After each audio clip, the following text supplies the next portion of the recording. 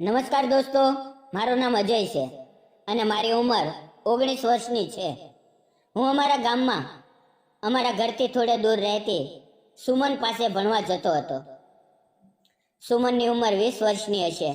તે ખૂબ જ સુંદર અને મીઠા સ્વભાવની હતી. તે રોજ મને ભણાવતી અને ભણતા ભણતા અમારી વચ્ચે એક ખાસ નિકટતા બની ગઈ. એક દિવસ એવું બન્યું કે જેણે મારું જીવન બદલી નાખ્યું. મિત્રો, આજે હું તમને એ જ વાત કરવા જઈ રહ્યો છું. અમારા ગામમાં મારા ઘરથી થોડે દૂર સુમન રહેતી હતી. તેણે ગ્રેજ્યુએશન પૂરું કરી લીધું હતું, એટલે હવે તે ઘરે જ રહેતી. તેના ઘરની આર્થિક હાલત બહુ સારી નહોતી. તેની મમ્મી મજૂરી કરતી અને પપ્પા બહાર કામે જતા, જે 2-3 મહિનામાં એકવાર ગામડે આવતા. તેનો નાનો ભાઈ શહેરમાં ભણતો, એટલે સુમન મોટા ભાગે ઘરે એકલી જ રહેતી. મને તેના એકલાપણાની લાગણી થતી અને મનમાં તેના માટે સહાનુભૂતિ હતી.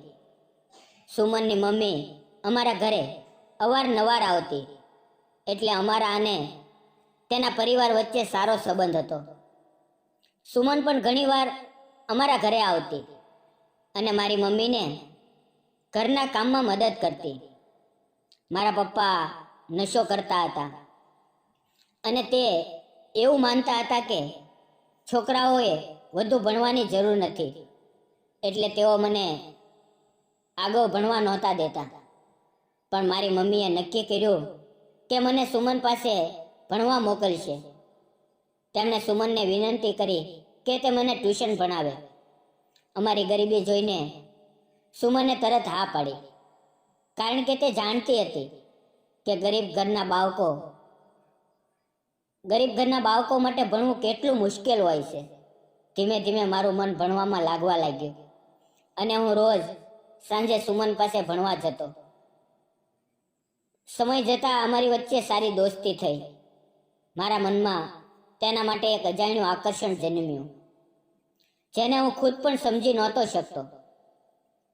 સુમન રોજ સાંજે ખૂબ પ્રેમથી મને ભણાવતી. તેની ભણાવવાની રીત એટલી સરળ હતી કે બધું જલ્દી સમજાતું. તે ક્યારેક ગુસ્સે નહોતી થતી, પણ ધીરજથી બધું સમજાવતી.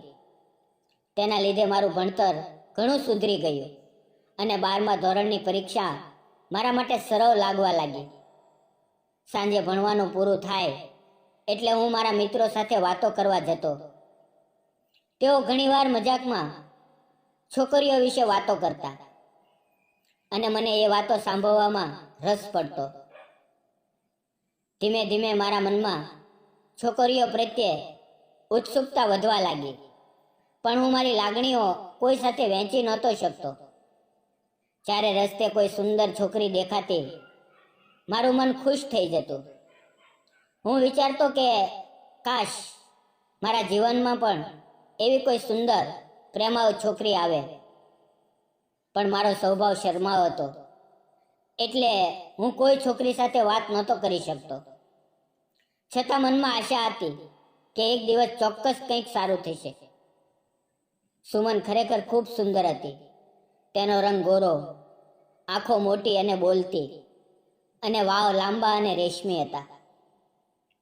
તેની વાતોમાં એટલી મીઠાશ હતી કે કોઈનું પણ દિલ જીતી લે. તેનું હાસ્ય ખિલખિલાટ અને નિર્મળ હતું, અને તેના વ્યવહારમાં અપનાપણું હતું. મને સુમન ખૂબ ગમતી. તેના પ્રત્યે મારા મનમાં ઊંડો આદર અને સ્નેહ હતો.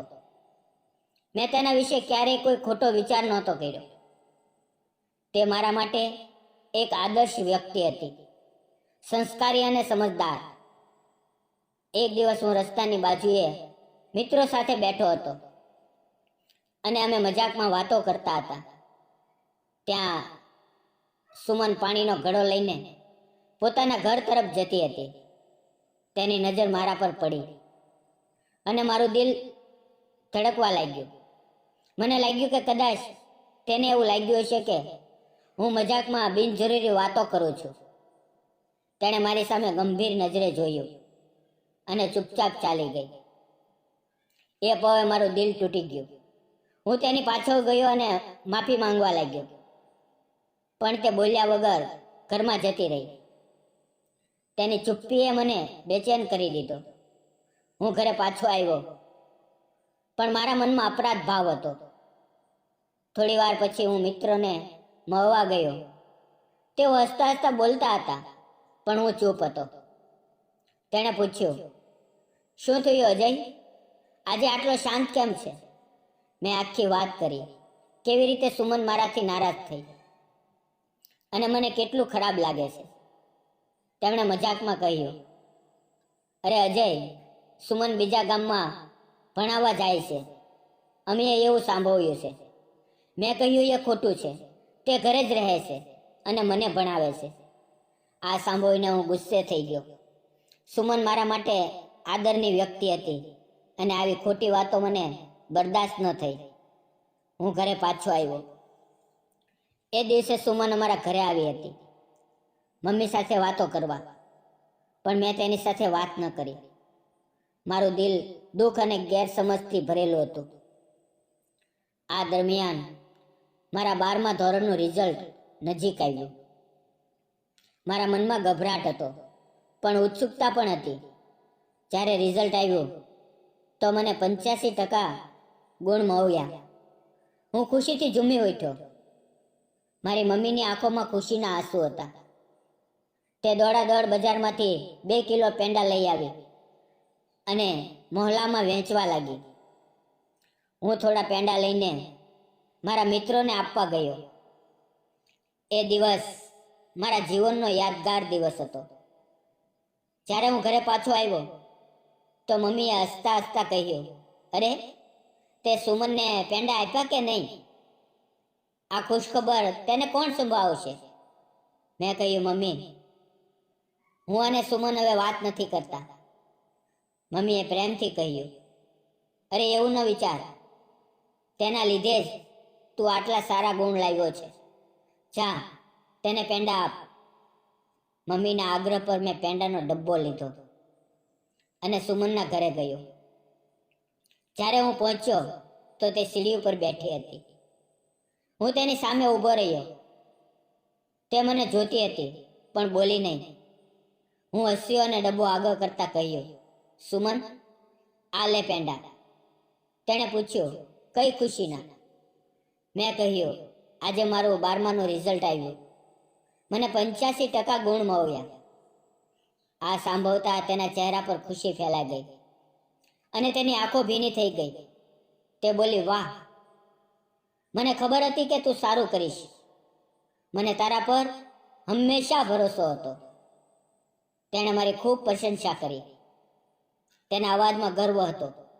તેના સ્નેહથી મારું દિલ પીગળી ગયું. તેણે ડબ્બામાંથી એક પેંડો લીધો અને મને ખવડાવ્યો. હવે મારો અપરાધ ભાવ ઓગળી ગયો. અમારી વચ્ચેની ગેરસમજ દૂર થઈ ગઈ. તેણે મારું રિઝલ્ટ કાર્ડ જોયું અને ફરી મારી વાહ વાહ કરી. અમારા સંબંધમાં પહેલા જેવી મીઠાશ પાછી આવી ગઈ. મેં પણ તેને એક પેંડો ખવડાવ્યો.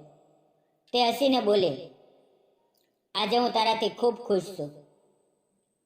પછી તે બોલી, બોલ બોલ, તને શું ઇનામ આપું? મેં હસીને કહ્યું, મારે કંઈ નથી જોતું.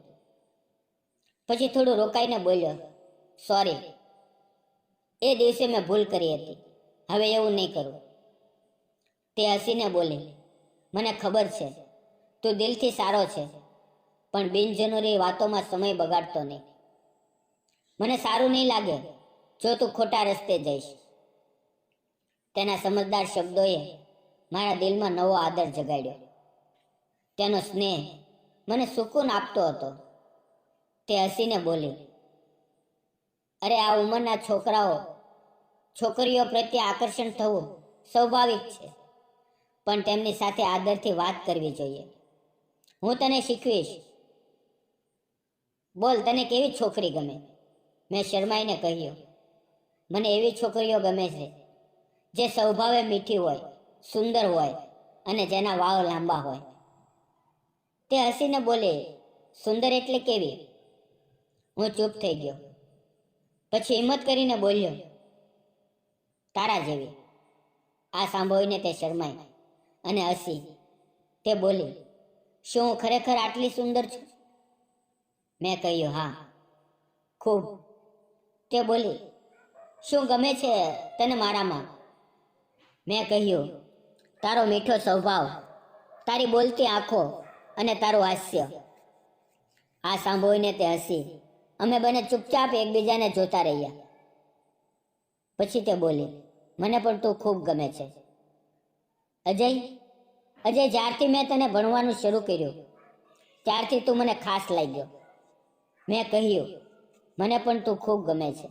અમે બંને હસ્યા અને એ પળે હવામાં મીઠાશ વગોઈ ગઈ. આગળ જતાં મેં BA વર્ષમાં પહેલા વર્ષમાં એડમિશન લીધું અને સુમન ફરી મને ભણાવવા લાગી. પણ અમારી વચ્ચેનો પ્રેમ વધવા લાગ્યો અને તેની અસર મારા ભણતર પર દેખાય. હું BA પહેલા વર્ષમાં નાપાસ થયો. આ મારા માટે મોટો આઘાત હતો. મમ્મી નારાજ થઈ અને બોલી, 12મા ધોરણમાં 85% લાવ્યો અને હવે નાપાસ? મને પોતાના પર ગુસ્સો આવ્યો. મેં નક્કી કર્યું કે હવે હું ભણવામાં ધ્યાન આપીશ. બીજા વર્ષે મેં BA પહેલું વર્ષ ફર્સ્ટ ક્લાસમાં પાસ કર્યું. ત્યારે મને સમજાયું કે પ્રેમ ખોટો નથી, પણ દરેક વસ્તુનો યોગ્ય સમય હોય છે. ભણતરના સમયે પ્રેમની અસર ભવિષ્ય પર ન થવી જોઈએ. પ્રેમ ત્યારે કરવો જોઈએ જ્યારે આપણે આપણી મંજિલે પહોંચી જઈએ. દોસ્તો, આ વાર્તામાંથી આપણને શીખ મળે છે કે પ્રેમ જરૂર કરો, પણ પહેલા પોતાના સપના અને જવાબદારીઓ પૂરી કરો. સાચો પ્રેમ એ જ છે જે આપણને આગળ વધારે. આ વાર્તા તમને કેવી લાગી? જો સારી લાગી હોય તો વિડીયોને લાઈક, શેર અને ચેનલને સબસ્ક્રાઈબ કરવાનું ન ભૂલશો. ફરી મળશું આવતીકાલે. ત્યાં સુધી તમારું ધ્યાન રાખો અને નવા વિડીયો માટે નોટિફિકેશન બેલ ઓન કરી દો. ધન્યવાદ મિત્રો.